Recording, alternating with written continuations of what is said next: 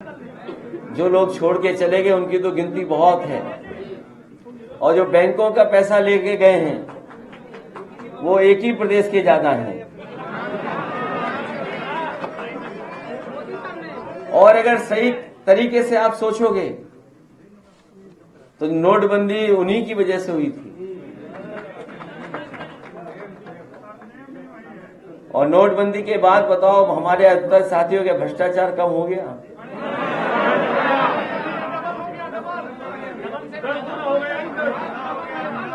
नोटबंदी के बाद ना आतंकवादी घटनाएं कम हुई हैं और ना ही भ्रष्टाचार कम हुआ है और ना ही काला धन आया है।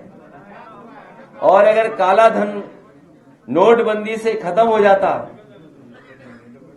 तो आपको पता होगा उत्तर प्रदेश का रिकॉर्ड अगर किसी ने तोड़ा तो वो झारखंड ने तोड़ दिया। उत्तर प्रदेश में अगर 200 करोड़ निकले थे काले धन के पैसे तो झारखंड में 300 करोड़ निकले। ये बीजेपी वाले प्रचार कर रहे थे कि ये किसी पॉलिटिकल पार्टी के पैसे हैं, और सच्चाई ये है कि इनकी नोटबंदी वाली पॉलिसी फेल है। अगर पॉलिसी फेल ना होती तो आखिरकार इतना पैसा कैसे इकट्ठा कर रहे हैं? ये पैसा इसलिए इकट्ठा कर ले रहे हैं क्योंकि इनकी पॉलिसी फेल हुई है। और काला धन तो दूर जो आना था वो आया ही नहीं।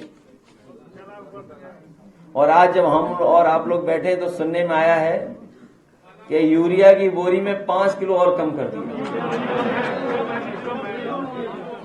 पहले 5 किलो कम किया, अब और 5 किलो कम कर दिया, लेकिन रेट वही है या उससे थोड़ा बढ़ गया है। कई बार हम लोगों ने इस बात को कहा कि देखो बीजेपी वाले कहां से सीखे हैं। और अगर आप बाजार में जाते होगे और पुराने लोग को याद होगा, पहले पार्ले जी का बिस्किट पैकेट इतना बड़ा आता था, और जैसे जैसे महंगाई बढ़ी पैकेट छोटा होता चला गया। और अब जो पार्ले जी का बिस्किट पैकेट मिलता है रुपए उतने ही हैं, लेकिन बिस्किट कम होते जा रहे हैं। पहले एक डब्बे में 12 बिस्किट होते थे, तो 16 तो वो 70 साल वाले बताएंगे। तो सोचिए कहां से सीखी है बीजेपी ने। ये जो बोरी की चोरी है, ये मुनाफे का खेल अगर कहीं से सीखा है इन्होंने तो पार्ले जी बिस्किट से सीखा है इन्होंने कि रुपया उतना ही है लेकिन पैकेट कम होता चला जा रहा है। इसी तरह जो खाद की बोरी आ रही है, पहले 5 किलो कम किया, फिर 5 किलो कम कर दिया। जो 50 किलो की बोरी थी अब 40 किलो की हो गई।